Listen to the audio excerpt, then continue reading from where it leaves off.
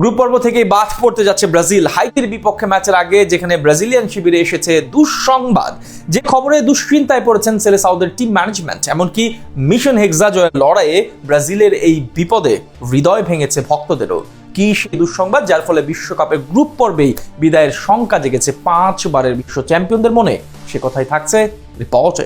জমে উঠেছে বিশ্বকাপের লড়াই, যেখানে একের পর এক অঘটনে কোণঠাসা হয়ে পড়ছে সাবেক বিশ্ব চ্যাম্পিয়নরা। 5 বারের বিশ্ব চ্যাম্পিয়ন ব্রাজিলের ক্ষেত্রেও ঘটেছে একই বিপত্তি, যেখানে সি গ্রুপে নিজেদের প্রথম ম্যাচে মরক্কোর বিপক্ষে 1-1 গোলে ড্র করে গ্রুপ পর্ব থেকেই বাদ পড়ার সংখ্যা তৈরি হয়েছে। এবারে সেই সংখ্যা বেড়ে গেল আরো একটা দুঃসংবাদে, কেননা গ্রুপ পর্বের বাকি 2 ম্যাচে মাঠে নামতে পারছেন না আক্রমণ ভাগে দলটির প্রাণভোমরা নেইমার জুনিয়র। আর আধুনিক যুগে ব্রাজিলিয়ান ফুটবলের এই পোস্টার বয়ের অনুপস্থিতিতে হাইতির বিপক্ষে গ্রুপ পর্বে নিজেদের দ্বিতীয় ম্যাচে মাঠে নামার আগে চাপে পড়েছে সেলেসাওরা। উল্লেখ্য যে বিশ্বকাপের আগে ডান পায়ের কাপ মাসেলে পাওয়া ইনজুরিতে পড়া নেইমার এর আগে খেলতে পারেননি মরক্কোর বিপক্ষে ম্যাচটি।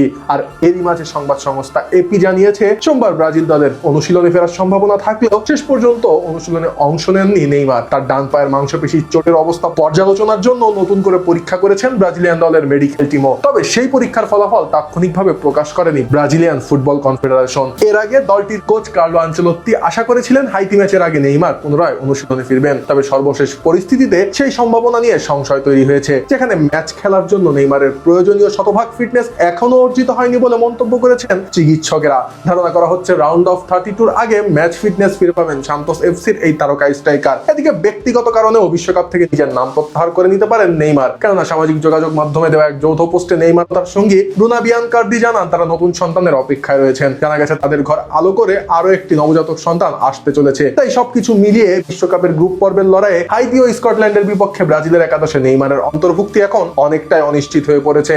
আর নেইমারকে ছাড়া ব্রাজিলের আক্রমণ ভাগ যে কতটা নখদন্তহীন তার প্রমাণ মরক্কোর বিপক্ষে ম্যাচটিতেই মিলেছে, যেখানে বল পায়ে মরক্কোর অর্থে দিশেহারা হয়ে পড়েন লুকাস পাকেটা, রাফিনহা ও ইগোর থিয়াগোরা। বিশ্লেষকদের মতে ব্রাজিলের এই দলটি কার্লো আনচেলোত্তির অধীনে মাঠের মাঝামাঝি অংশ দিয়ে বল পায়ে আক্রমণ পরিচালনা করতে সিদ্ধহস্ত, যেখানে সেন্টার ফরওয়ার্ডের পেছনে অ্যাটাকিং মিডফিল্ডার রোলে কার্যকর ভূমিকায় দেখা যেত নেইমার জুনিয়রকে। তবে ইনজুরির কারণে তার অনুপস্থিতিতে পাকেটা সেই গুরু দায়িত্ব যথাযথ পালনে ব্যর্থ।